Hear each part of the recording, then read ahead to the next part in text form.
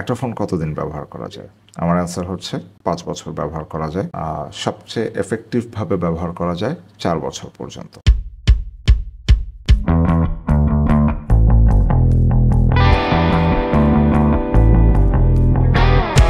Hello viewers, this is Ifti from my channel life and me. 2018 সালের ফেব্রুয়ারিতে launch হয়েছিল Xiaomi Redmi 5 Plus এই মডেলটা, আর লাভা R3 এই মডেলটা লঞ্চ হয়েছিল 2018 সালের মার্চ মাসে, দ্যাট ইজ Xiaomiর ঠিক পরের মাসে।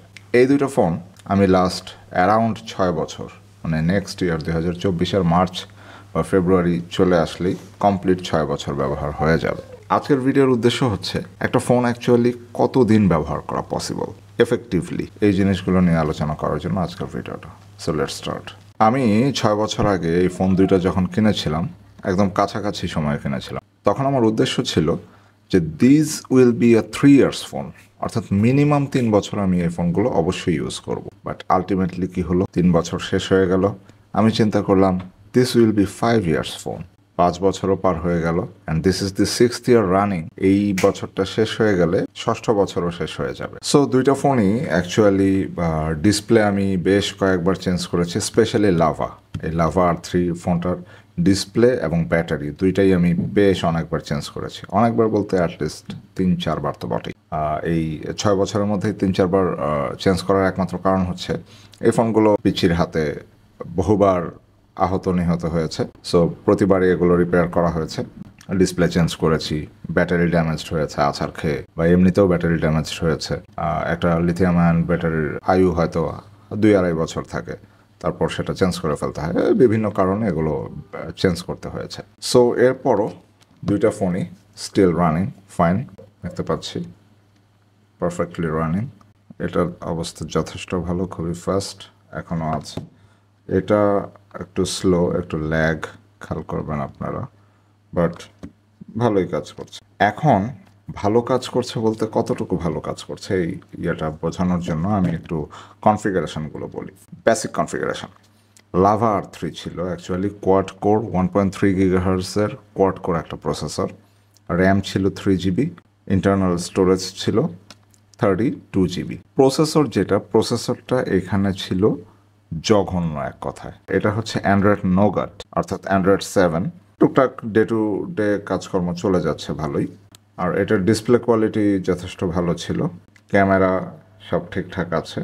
এইটার কনফিগারেশনটা একটু বলি। এইটার কিন্তু স্ন্যাপড্রাগন প্রসেসর ছিল এবং octa core processor, 3 GB RAM, 32 GB internal storage, same configuration. But RAM রমটা সেম দুইটা ফোনেরই, বাট এইটার প্রসেসরটা অত্যন্ত স্ট্রং ছিল, মানে সময় অনুযায়ী। আর এটাতে অনেক ধরনের ফিচার অনেক বেশি ছিল।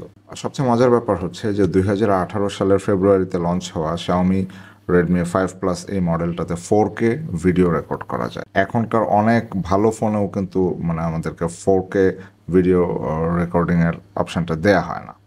So it was really a good deal. এটা খুবই ভালো একটা ফোন ছিল। এখন আমি কাজের কথায় আসি, যে একটা ফোন যখন আমরা ব্যবহার করা শুরু করি, তার কিন্তু অল্প কিছুদিনের মধ্যেই প্রথম যে প্রবলেমটা সামনে আসে সেটা হচ্ছে ব্যাটারিটা কিন্তু 1.5 থেকে 2 বছরের বেশি কোনোভাবেই কোনো ফোনেই যেতে চায় না।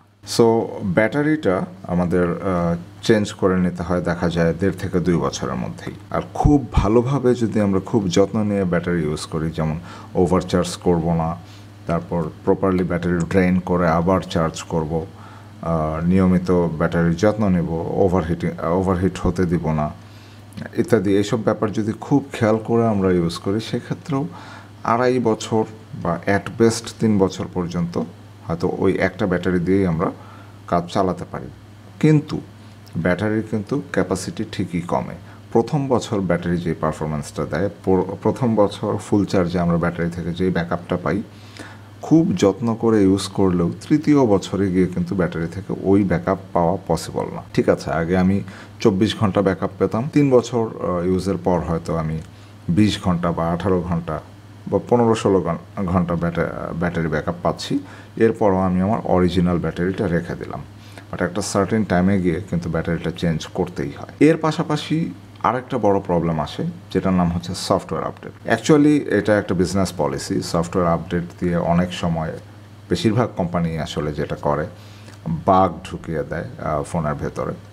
ফোনটাকে অ্যাকচুয়ালি সমসাময়িক যে অ্যাপস ট্যাপস আছে এটার সাথে কম্পেটেবল না থাকার উপযোগী করে আপডেটগুলো দেয়া হয়, সো দ্যাট ইউজার একটা কৃত্রিম সংকটে পড়ে। ইউজার মানে এটা ভাবতে বাধ্য হয় যে আমার ফোনটা আর চলছে না, আমাকে নতুন একটা ফোন নেওয়া উচিত। সো এই জিনিসটা হয়। পুয়ার কোয়ালিটি কম্পোনেন্ট খুবই ইম্পর্ট্যান্ট একটা ব্যাপার।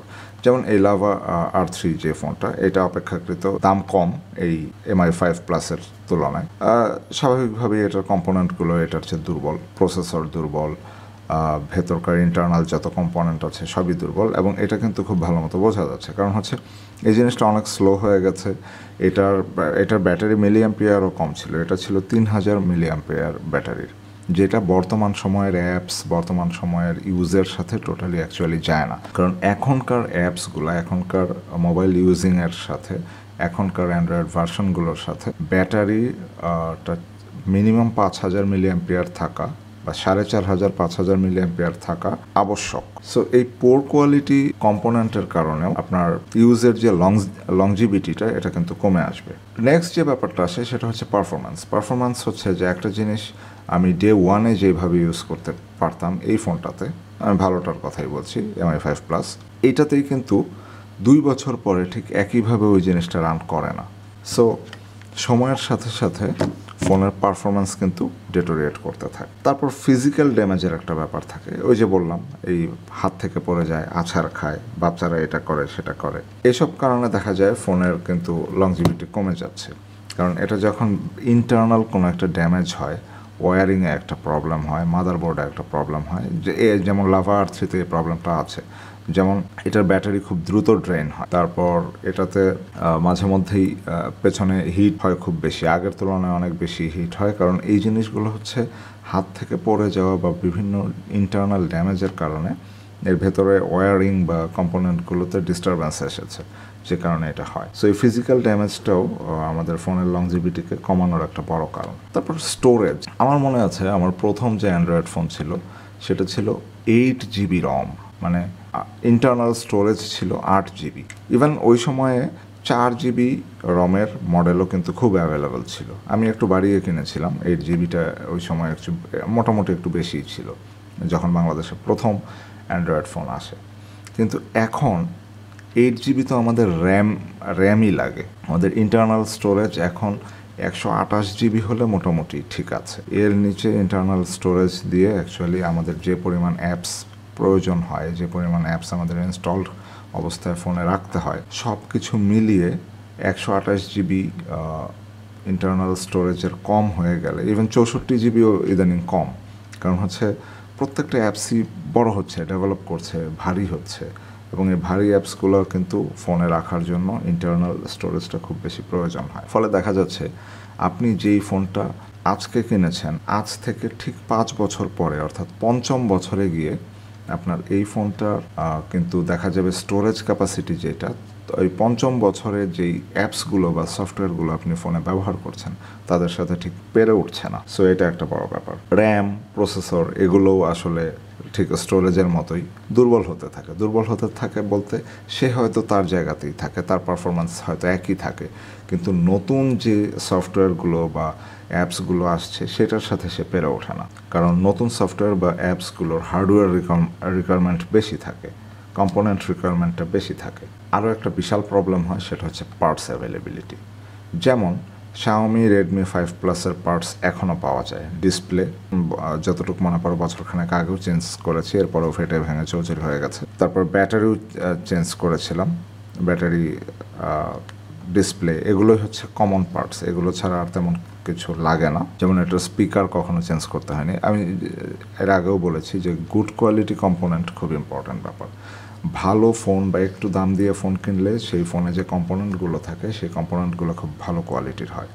ভালো কোয়ালিটি হওয়ার ফলে সেটা 4-5 বছর কিন্তু ইউজ করা যায় চাইলে। বাট যেমন লাভা R3 যেটা ছিল, আমার মানে ইয়ারফোন চেঞ্জ করতে হয়েছে, মাউথ পিসও চেঞ্জ করতে হয়েছে, যেহেতু কম্পোনেন্টগুলো অ্যাকচুয়ালি খুব একটা ভালো ছিল না। আর এইটার পার্টস অ্যাভেলেবিলিটির অবস্থা খুবই খারাপ। এটা অনেক আগের থেকেই পার্টস আনঅ্যাভেলেবল হয়ে গিয়েছিল, ডিসপ্লে পাওয়া যাচ্ছিল না, ব্যাটারি পাওয়া যাচ্ছিল না, ব্যাটারি যাও পাওয়া গেছে ডিসপ্লে নিয়ে খুব ভোগান্তিতে ভুগতে হয়েছে। সো যখন একটা ফোন অনেক পুরনো হয়ে যায় সেই ফোনটার পার্টসগুলো কিন্তু বাজারে খুব অ্যাভেলেবল পাওয়া যায় না। সো আপনার মাদারবোর্ড যদি ভালো থাকে, প্রসেসর, র্যাম ট্যাম সব কিছু খুব ভালো পারফর্ম করছে, আপনার হয়তো ব্যাটারিটা আপনি চেঞ্জ করবেন, অথবা ব্যাটারিটা ঠিক আছে ডিসপ্লেটা ভেঙে গেছে বা কিছু একটা হয়েছে, ডিসপ্লেটা চেঞ্জ করবেন, সেটা আপনি বাজারে পাবেন না। তখন দেখা যাচ্ছে যে আপনি ফোনটা আর ইউজ করতে পারছেন না। এই ধরনের বিভিন্ন কারণে একটা ফোন আমাদের ইউজ করা স্টপ করে দিতে হয়।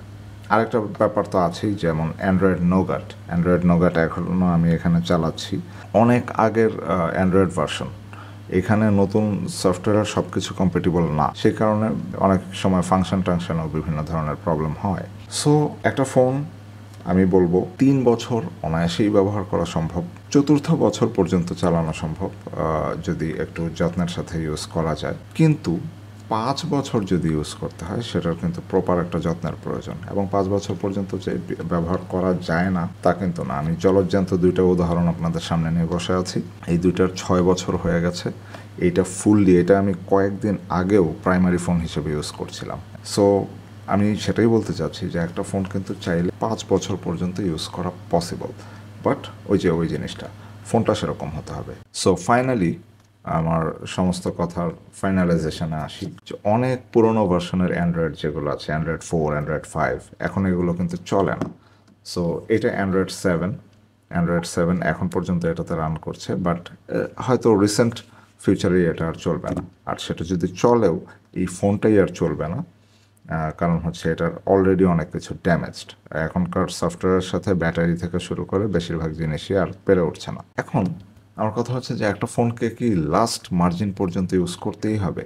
তাহলে কি সেটা এফেক্টিভ ইউজ থাকলো না? আবার এইটাও না যে নতুন ফোন লঞ্চ হয়েছে দেখে আমাকে 2 দিন পর পর ফোন চেঞ্জ করতে হবে, ওইটাও মানে কোনোভাবেই কাম্য নয়।